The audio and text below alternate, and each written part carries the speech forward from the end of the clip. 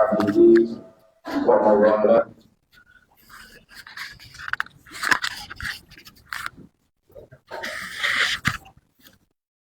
wala hawla wala quwwata illa billah amma ba'du. Alhamdulillah, Bapak Ibu jamaah sekalian rahimani wa rahimakumullah. Yang pertama kita bersyukur kepada Allah Subhanahu wa taala. Malam hari ini kita masih diberikan kesempatan oleh Allah untuk senantiasa bisa berbenah diri,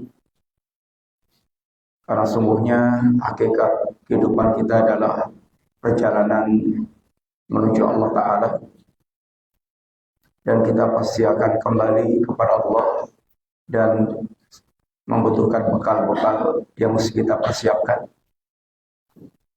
sehingga waktu kita adalah modal pokok kita, sehingga mudah-mudahan Allah senantiasa memberikan taufiknya kepada kita untuk bisa memanfaatkan waktu sebaik-baiknya. Kata Ibnu Qayyim, idha'atul waqti asyaddu minal maut. Menyanyiakan waktu itu lebih parah dibandingkan dengan kematian. Menyanyiakan waktu artinya membuang-buang waktu untuk hal-hal yang sia-sia, tidak ada manfaatnya. Kenapa? Wa inna idha'atal waqti taqta'u 'anillah wa 'anil akhirah. Karena dalam menyanyiakan waktu itu memutuskan Anda dari Allah. Orang yang hatinya terputus dari Allah, maka dia akan menjadi orang yang paling sengsara. Dia tidak akan memiliki dasar kebahagiaan di dunia, apalagi di akhirat. Dan hati yang terputus dengan Allah tidak bisa digantikan dengan apapun dari segala kenikmatan dan kelezatan dunia. Demikian pula dalam menyanyiakan waktu memutuskan Anda dari kampung akhirat, artinya terputus dari kesempatan untuk mendapatkan jannah. Karena jannah diraih dengan amal-amal saleh. Orang yang menyanyiakan waktu, orang mereka membuang waktunya dan menjadikan waktunya sia-sia, sehingga dia tidak berbekal untuk mendapatkan jannah.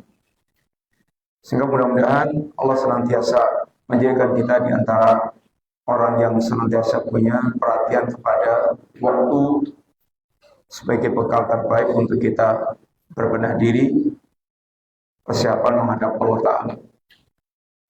Yang kedua, Bapak sekalian, jazakumullah khair. Pada malam hari ini kita berkesempatan untuk silaturahim. Mudah-mudahan silaturahim kita faedah atau ada manfaat, ada faedah yang bisa kita ambil, dan pertemuan yang diberkahi oleh Allah Subhanahu wa taala. Yang ketiga, kita berharap setiap kita hadir di majelis kajian, benar-benar kita menjadi bagian dari orang-orang yang dibanggakan oleh Allah Subhanahu wa taala di hadapan para malaikatnya. Nabi pernah bertemu atau mendapatkan para sahabat sedang duduk bermajlis. Kata Nabi, ma'ajalasakum. Apa sih yang membuat Anda duduk di sini? Kata mereka, jalasna natadzakarul Islam wa ma manallahu alaina. Ya Rasulullah, kami duduk di sini dalam rangka untuk mengingat nikmat Islam, membicarakan nikmat Islam, dan membicarakan nikmat-nikmat Allah yang Allah telah curahkan kepada kami. Bagaimana mereka betul-betul merasakan Islam sebuah kenikmatan besar, dan juga bagaimana mereka senantiasa bisa tahaddud binikmatillah, agar senantiasa bisa bersyukur kepada Allah Ta'ala. Kata Nabi, Allah, demi Allah, ma'ajlasakum illa dzalik. Apa memangnya benar kalian duduk di sini dalam rangka untuk seperti yang Anda ungkapkan tadi? Wallahi ya Rasulullah, ma'ajlasana illa dzalik.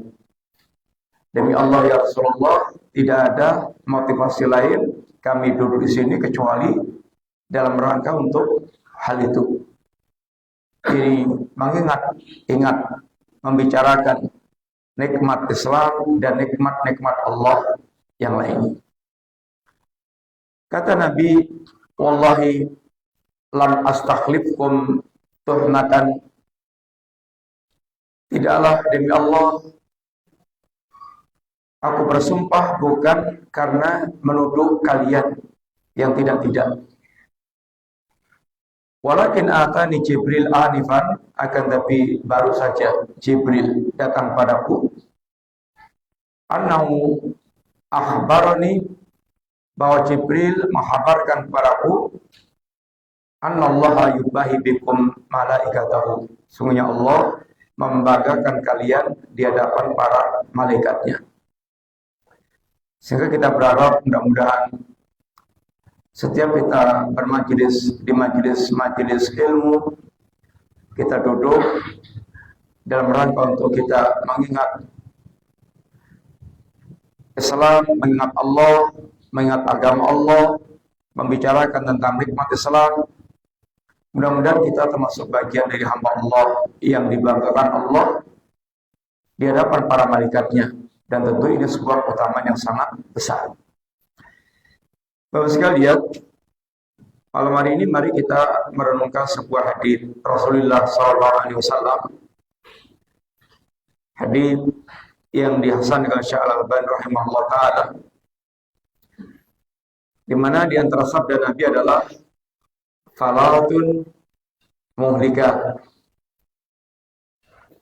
Ada tiga perkara yang akan membinasakan manusia.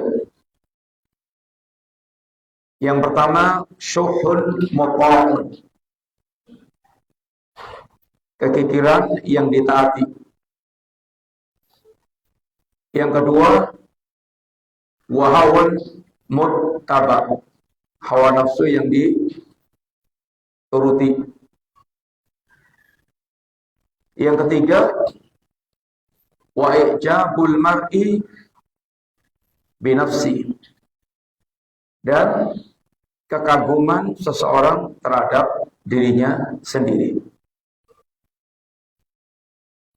Ini adalah apa yang di antara yang disampaikan Nabi kita yang mulia sallallahu alaihi wasallam, yang merupakan peringatan bagi kita dari hal-hal yang akan membinasakan kita. Menghindari jalan-jalan kebinasaan itu sebuah kewajiban setiap kita dan sebuah tujuan utama dalam kehidupan kita. Bagaimana kita selamat dan bagaimana kita terhindar dari segala hal yang akan membinasakan. Dan berpikir tentang keselamatan itu, khususnya berkaitan keselamatan akhirat, itu merupakan bagian pemikiran yang serius bagi setiap muslim. Karena dalam kamus seorang muslim, yang namanya sukses hakiki, selamat hakiki, itu di akhirat kelak. Demikian pula kerugian hakiki, kebangkrutan hakiki, itu di akhirat kelak. Tidak ada artinya sukses di dunia sehebat apapun kalau kemudian harus gagal di kampung akhiratnya. Maka setiap Allah dan Rasul bicara tentang keselamatan, kesuksesan, kerugian, kebangkrutan, itu selalu yang ditegaskan adalah kampung akhirat. Contoh diantaranya Allah katakan, "Faman zuhziha 'anil nar wa udkhilal jannah faqad faza." Barang siapa yang diselamatkan dari neraka dan dimasukkan ke surga, maka sungguh dia telah sukses, telah beruntung. Sebaliknya, orang-orang yang rugi, innal khasirina alladziina khasiru anfusahum wa ahlihim yaumal qiyamah. Sesungguhnya yang namanya orang-orang rugi adalah orang-orang mereka merugikan diri dan keluarganya kelak di hari kiamat. Karena kalau sampai bangkrut dan rugi dari kiamat kelak, maka semua kesuksesan yang dia dapatkan di dunia itu la yanfa, tidak akan bermanfaat lagi. Maka Allah katakan, Allah ingatkan, yauma la yanfa'u malun wala banuna illa man atallaha biqalbin salim. Ingatlah, akan datangnya hari saat harta Anda sebanyak apapun dan anak laki-laki Anda sehebat apapun, maka sudah tidak berguna lagi, tidak akan memberikan manfaat lagi. Walaupun antum memiliki emas sebesar bumi dan ingin jadikan sebagai tebusan dari azab jahanam, maka tidak akan diterima oleh Allah Subhanahu wa taala. Dan nggak mungkin ada orang yang mereka sampai bisa memiliki emas sebesar bumi. Tapi seandainya ada, itu tidak akan bisa jadikan sebagai tebusan. Innal ladzina kafaru wa matu wa hum kufarun fala yuqbala min ahadin mil'ul ardi daban wala bitadabi. Sesungguhnya orang yang kafir itu sampai kalau matinya dalam keadaan tetap di atas kekafiran, maka walaupun mereka ingin menebus adabnya dengan emas sebesar bumi, maka Allah tidak akan terima. Demikian pula keluarga kita, keluarga besar kita, sehebat apapun sudah tidak akan memberikan manfaat lagi. Karena hari itu tidak ada orang yang mau peduli lagi kalau mereka tidak mendapatkan keselamatan dari Allah Ta'ala. Bahkan orang-orang yang terdekat dengan kita, mereka akan lari menjauh dari kita. Yauma yafirul mar'u min akhihi wa ummihi wa abihi wa sahibatihi wa banihi likulli imri'in minhum yawma idzin sya'nu yughni. Hari ketika seorang dia lari dari saudaranya, dari ibunya, dari ayahnya, dari istrinya, dari anaknya. Saudara, ibu, istri, saudara, ibu, ayah, istri, anak. Ini adalah orang yang terdekat yang biasa kita ini mintai pertolongan pertama kali sebelum yang lain-lainnya. Tapi akan datang hari, bahkan mereka semuanya atau orang akan lari dari orang yang paling dekat sekalipun. Bahkan tidak hanya sekedar menjauh. Kalau seandainya untuk keselamatannya itu harus menjadikan orang-orang terdekatnya itu sebagai tumbal, akan dia lakukan. Yubassarunahum yawaddul mujrimu law yaftadi min adabi yawmi idzin bi banihi wa sahibatihi wa akhihi wa fasilati allati tuwi wa man fil ardi jami'an thumma yunjih. Kalla innaha laqā nazza'ata lisyawa tad'u man akbara wa tawalla wa jama'a fa'awah. Hari ketika mata mereka dibuat terbelalak, saling melihat, tetapi mereka tidak bisa berbuat apa-apa di antara mereka. Orang-orang yang mujrim waktu di dunia tidak perhatian dengan agama, tidak perhatian dengan kewajiban, tenggelam dalam kedurhakaan, dan kemaksiatan mujrim. Orang-orang mereka para penjahat dilihat dari sisi agama. Orang-orang yang mereka di dunia mujrim, dia sangat ingin sekali seandainya bisa menebus adab yang dia hadapi di hari itu, walaupun harus mengorbankan anak kandungnya sendiri. Bapak Ibu, semuanya tahu bahwa tidak ada manusia yang tulus dalam mencintai orang lain setulus kecintaan orang tua kepada sang anak. Dia akan siap korbankan apapun demi sang anak. Orang tua terkadang tidak malu untuk melakukan sesuatu demi sang anak. Tapi akan datang satu saat, Bapak sekalian, bukan hanya tidak perhatian, tetapi orang tua bahkan akan menjadikan anak kandungnya pun jadi tumbal keselamatan. Kalau belum cukup, saudaranya. Kalau belum cukup, keluarga besarnya. Kalau belum cukup, bahkan waman fil ardi jami'an. Semua penduduk bumi bisa jadikan sebagai tumbal. Thumma yunji, yang penting dia bisa selamat dari adab. Tapi kata Allah, kalla, oh nggak bisa. Innaha lawaw, jahanam adalah adab yang menyala-nyala. Naza'at al-syawa, yang adabnya bisa mengelupaskan kulit kepala manusia.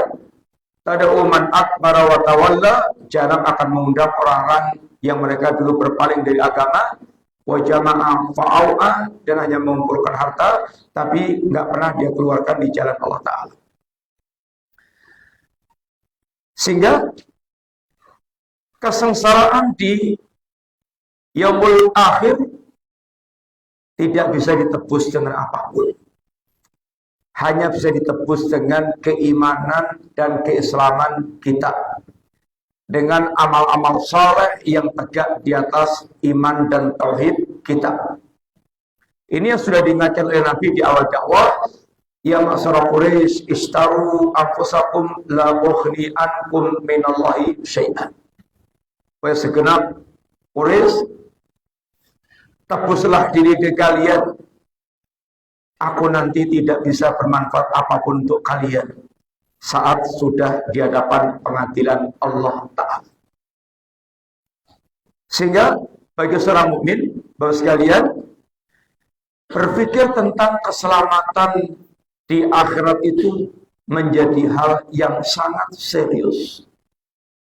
Utsman bin Affan itu pernah satu saat sedang serius berpikir tentang masalah ini, masalah keselamatan di akhirat,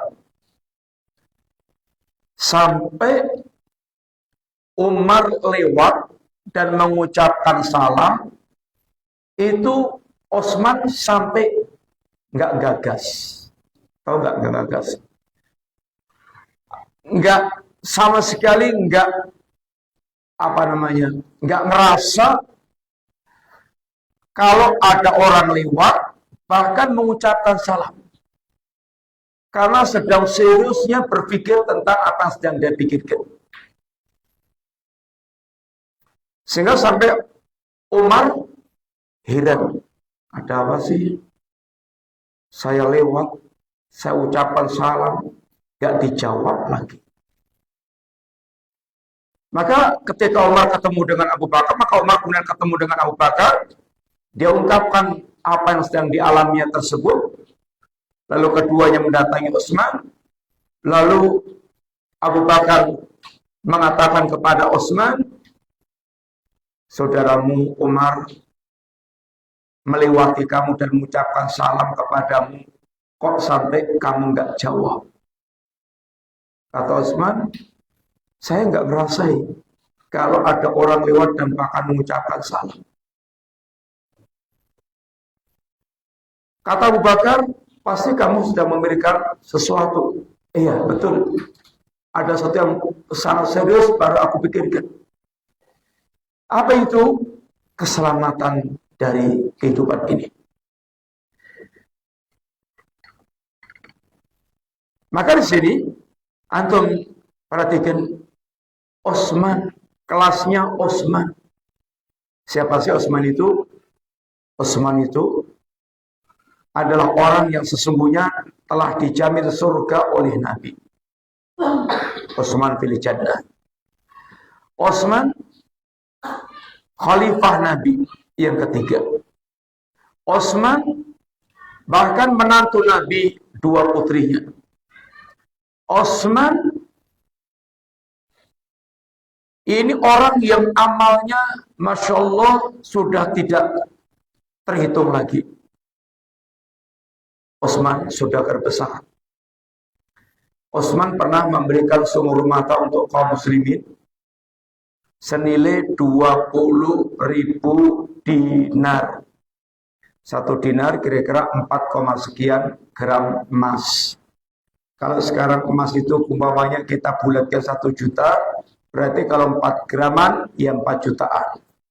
4 juta kali 20.000 berapa?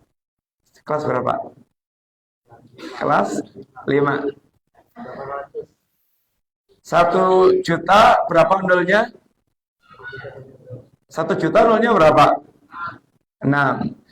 Terus kalau nolnya 9, apa namanya? Miliar. Kalau nolnya 12, triliun. Sekarang 20.000 kali 4 juta, nolnya berapa? 20.000 kali 4 juta, nolnya berapa? 10. Berarti kalau 10 berapa itu? 20.000 kali 4 juta. Berapa ya, Pak? Ya sekitar 80 miliar. Atau yang kedua, Osman pernah datang dengan barang dagangan sebanyak di atas 1.000 unta. Dulu armada dagang ya diantaranya ya unta. Yang paling tangguh adalah unta. Unta itu binatang yang istimewa. Makanya Allah ingatkan, afala yanzuruna ilal ibili kaifa khuliqat. Unta itu bisa berjalan jarak yang sangat jauh dan kuat minum sampai tidak minum berminggu-minggu. Tangguh, tapi jinak. Di atas barang dagang, di atas 1.000 unta, semuanya barang dagang yang baru datang dari negeri seberang. Para tengkulak sudah siap untuk mulai barangnya Osman. Tapi Osman jual kepada Allah yang sanggup memberikan keuntungan 10 sampai 700 kali lipat sampai lipatan tidak terhingga. Kalau grosiran berapa untungnya biasanya itu? Tuhan, kalau jualan grosir untungnya berapa? Ambilnya untung berapa kalau grosiran? Sampai 50% ya? Ya grosiran ya 10%, 5%, kadang lurus 0,5% dicolkan. Kalau dikasih untung 10 kali lipat berarti berapa persen? Kalau 10 kali lipat keuntungannya berarti berapa persen? 1.000%. Kalau 700 kali lipat, sembuh akeh banget. Ya, ini Osman, orang yang memang hatinya telah tertanam keimanan, dia sedang bertransaksi dengan zat yang siap untuk membeli dengan keuntungan yang berlipat-lipat. Ashraf ila sab'i mi'atin dhifin ila af'afin katsira. Di waktu perang Tabuk, tahu nggak antum jaraknya antara Tabuk dengan Madinah? Berapa jaraknya? Tabuk dengan Madinah itu kira-kira sekitar 700 kilo. 700 kilo Jogja Jakarta berapa? Berapa? Hah? 600. 600. Hah? Nggak ada yang pernah ke Jogja. Seandainya umpamanya 500-an atau sekitar itu, ya 700-an berarti Jogja Jakarta tambah lagi. Semakin jauh jaraknya, itu semakin memakan biaya yang lebih besar. Sudah gitu baru musim paceklik, panasnya ngentang-ngentang, sehingga membuat orang malas, dan sedang para sahabat mengalami banyak yang krisis ekonomi. Utsman menyumbangkan 1/3 biaya perang Tabuk ditanggung Utsman. Kira-kira dari sisi infaknya Utsman banyak nggak? Banyak banget. Itu baru kita gede-gedenya. Belum yang lain-lainnya. Dari ketakwaan Utsman, dari infaknya Utsman, dari ibadahnya Utsman, dan Utsman itu terkenal orang yang super pemalu. Nabi pernah kedatangan Abu Bakar Siddiq, posisi duduknya nggak dirubah. Kedatangan Umar nggak dirubah juga. Kedatangan Utsman baru Nabi kemas-kemas, merubah posisi. Sampai diprotes oleh istrinya. Tadi Abu Bakar, Umar masuk, Nabi nggak ngapa-ngapain. Utsman datang, Nabi kemudian merubah yaitu posisinya. Kata Nabi, tidakkah aku malu yang para malaikat pun malu kepada Utsman? Utsman rajulun hayyun, laki-laki yang sangat pemalu. Dan Utsman seorang yang mereka ini sangat ahli ibadah. Meninggalnya pun dalam keadaan Utsman sedang berpuasa dan sedang memeluk mushaf Quran. Utsman yang seperti ini masih sangat serius berpikir tentang keselamatan, sampai Umar pun lewat, nggak rumongso ada orang lewat, nggak gagas, bahkan nggak tahu kalau sampai juga mengucapkan salam. Maksudnya, kalau Umar seperti itu seriusnya berpikir tentang keselamatan dan agar terhindar dari kebinasaan, kalau kita harusnya gimana? Harusnya lebih serius atau lebih santai-santai? Ya harusnya lebih serius. Karena iman kita, amal kita jauh lebih rendah dibandingkan dengan Utsman. Sehingga terhindar dari malapetaka adalah perkara yang sangat menjadi cita-cita utama seorang mukmin berkaitan dengan kampung akhiratnya. Nabi diantaranya mengatakan, salawatun muhlikat. Ada 3 perkara yang akan membuat manusia binasa. Pembinasa itu bukan hanya 3. Tapi pembinasa itu banyak banget. Jumlah maksiat ada berapa jenis? Ikhwan. Jumlah kemaksiatan ada berapa jenis? Ada berapa? Nggak tahu.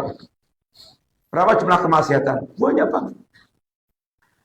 Dan semua kemaksiatan adalah pembinasa. Dan Allah Subhanahu wa taala menghancurkan satu kaum, mengadab satu kaum dengan sebab dosa maksiat yang mereka lakukan. Kullan ahadna bidambi. Semua yang kami adab itu semuanya karena dosa yang mereka lakukan. Faminhum man arsalna alihi hasiba.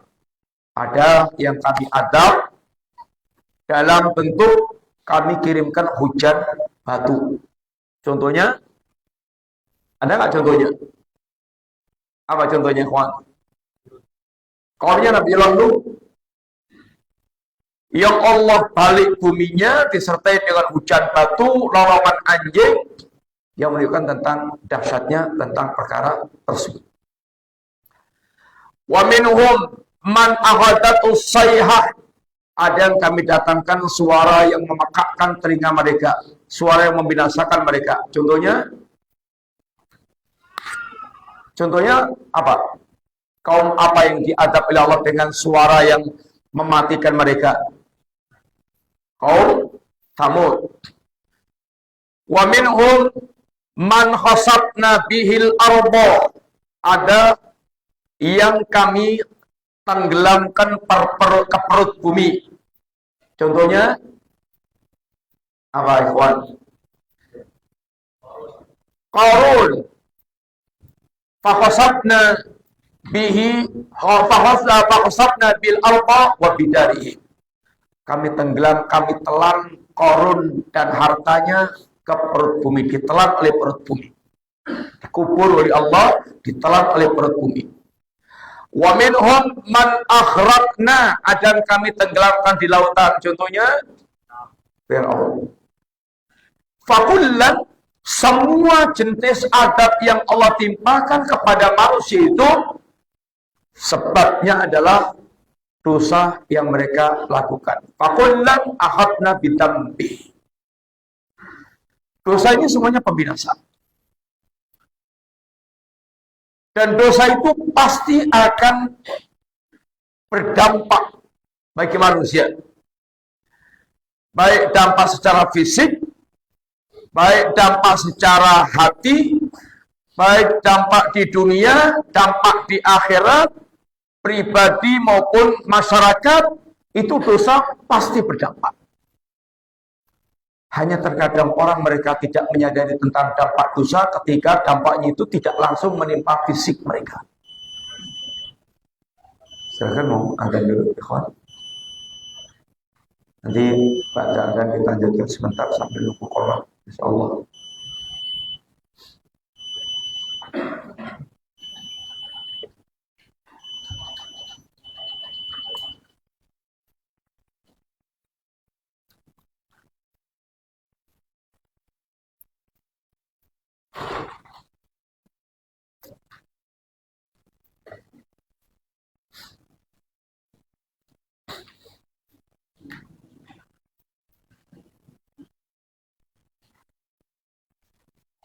Allahu Akbar, Allahu Akbar. Allahu Akbar, Allahu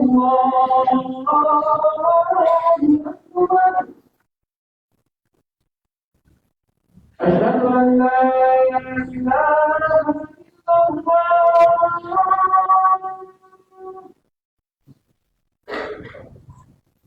أشهد أن لا إله إلا الله.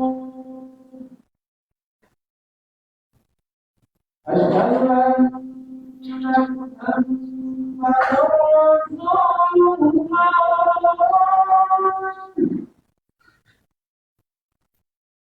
أشهد أن محمدا رسول الله. حي على الصلاة.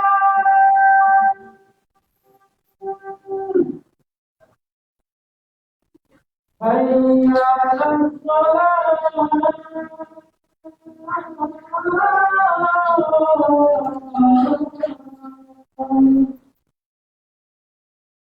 حي على الصلاة.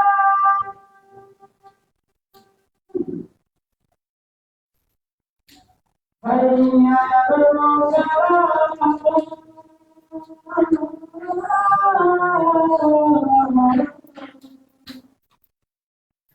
الله أكبر، الله أكبر. لا إله إلا الله.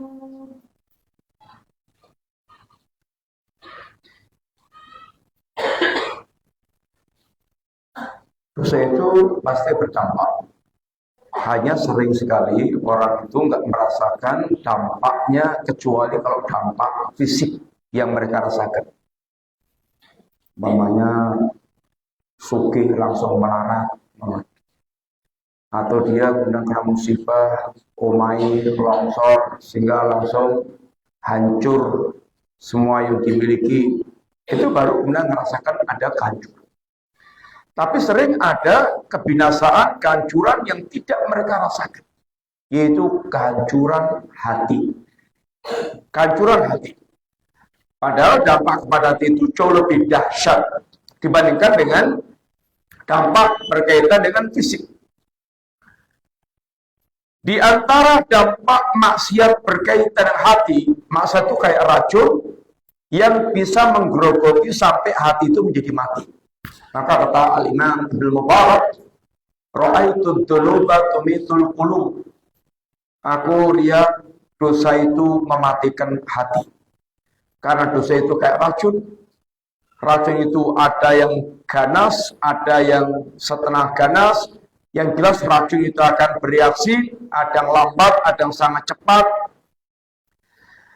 Dan satu di antara kerusakan hati itu berkurangnya sampai hilangnya rasa pengagungan terhadap Allah Ta'ala. Maksiat itu dampaknya kepada iman itu membuat iman itu ibaratnya cuil. Kalau itu digangkan bangunan. Cuil, tahu nggak cuil? Cuil. Iman jadi cuil. Padahal cuil itu cuil apa? Cuil. Bahasa Indonesia apa cuil? Potek. Potek. Masih asing potek. Cuil. Padahal cuilan iman itu lebih mahal dibandingkan dengan dunia dan seisinya. Apa buktinya, ikhwan? Kalau cuil iman tinggal sak cuil, masih tersisa iman walaupun tinggal sak cuil, iman yang tinggal sak cuil itu bisa menjadi sebab selamatnya dari adab jahanam. Akhriju minan nar man kana fi qalbi mithqalu dzarratin min imanin. Keluarkan dari neraka orang yang dalam hatinya masih ada iman walaupun hanya sebesar biji zarrah, sebesar semut hitam. Tapi harta yang bertriliun-triliun, bahkan walaupun emas sebesar bumi, berapa beratnya bumi? Ya, triliunan ton, nggak tahu kita. Itu seandainya manusia punya segitu, itu nggak bisa untuk menyelamatkan dari adab. Sehingga walaupun iman itu tinggal sak gempil, sak cuil, itu masih lebih mahal dibandingkan dengan dunia dan sisinya. Nah, maksiat itu gempilkan iman. Pasti ada sisi iman yang gempil. Di antaranya adalah berkurangnya rasa pengagungan kepada Allah Ta'ala. Dan kalau orang hatinya sudah tidak mengagungkan Allah, maka sudah tidak peduli lagi dengan semua pelanggaran-pelanggaran agama. Kunci kerusakan manusia itu hilangnya rasa pengagungan terhadap Allah. Dan inilah yang diucapkan Nabi Nuh. Apa komentar Nabi Nuh yang berdakwah 950 tahun dan kaumnya keras kepala menentang Nabi Nuh sampai Nabi Nuh merasa sudah jalan buntu, sehingga Nabi Nuh berdoa, Rabbi la tadar alal ardi minal kafirina tayyara. Ya Allah, sudahlah, ludeskan aja ya Allah orang kafir itu di muka bumi, jangan ada yang tersisa satupun. Apa yang menyebabkan mereka itu kok keras kepala sedemikian rupa? Kata Nabi Nuh, malakum la tarjuna lillahi waqara. kalian memang suatu kaum yang tidak mengagungkan Allah dengan sebenarnya. Kalian memang suatu kaum yang betul-betul tidak mengagungkan Allah Subhanahu wa taala. Hilangnya rasa pengagungan kepada Allah itu yang menyebabkan orang kemudian tidak peduli dengan agama. Makanya, ikhwan, segala macam jenis kerusakan apapun yang dihadapi oleh para nabi, kerusakan kaumnya, maka dakwah yang pertama dan utama yang tidak pernah berubah kepada yang lainnya, mereka yang pertama kali mereka dakwakan adalah tauhid. Apa kira-kira kaitannya antara dakwah tauhid dengan kerusakan yang terjadi pada kaumnya? Kerusakannya apapun, dakwah mereka para nabi yang pertama dan utama pasti adalah tauhid. Apa hubungannya kira-kira? Kenapa? Mau rusak dalam bidang politik, mau rusak dalam bidang ekonomi, mau rusak dalam bidang moral, mau rusak dalam bidang yang lainnya. Para nabi dalam mengobati penyakit yang ada di masyarakatnya, di kaumnya, dakwah yang pertama sebagai obat solusi dasarnya adalah mengajarkan tauhid. Kenapa kira-kira? Kenapa ya, kawan? Antum, gimana? Ya, antum. Kira-kira kenapa? Biar antum nggak bingung. Salaf yuk, dayu kok tauhid terus toh. Orang judul liane, orang pembahasan liane. Kenapa kira-kira? Antum kelas berapa? Kuliah, udah kuliah di mana? Akakom. Telkom, ya. Gimana? Kira-kira gimana? Kenapa para nabi dakwahnya tauhid? Kerusakannya apapun, dakwah pertama itu adalah tauhid. Kenapa? Siapa yang menjawab, ikhwan? Gak ada hadiahnya tapi hadiahnya jazakallahu khairan. Apa kira-kira? Kenapa? Landasan gimana? Terus kaitannya dengan kerusakan-kerusakan tadi gimana? Ada yang rusak politiknya, rusak ekonominya, rusak akhlaknya, rusak apanya. Pokoknya kerusakan apapun yang dihadapi Nabi, dakwah yang pertama kali adalah tauhid. Kenapa? Gimana? Oke. Mengajak mengenal Allah gimana Pak? Terus hubungannya apa?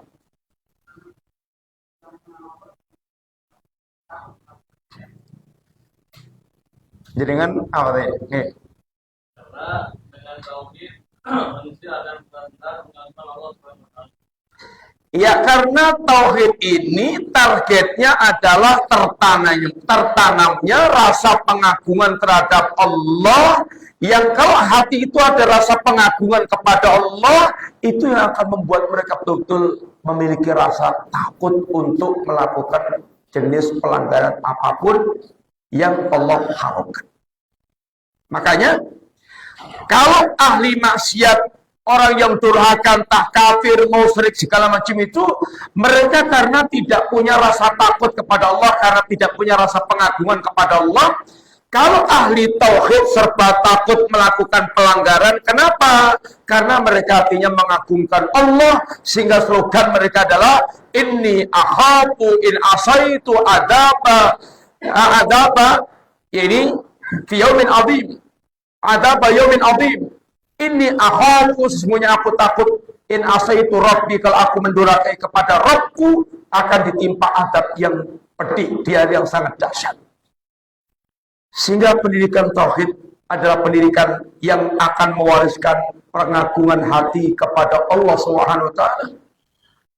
Makanya ketika Syekh Muhammad bin Abdul Wahab membahas kitab tauhid, ditutup pembahasan kitab tauhid ini dengan penjelasan tentang keagungan Allah Subhanahu wa taala.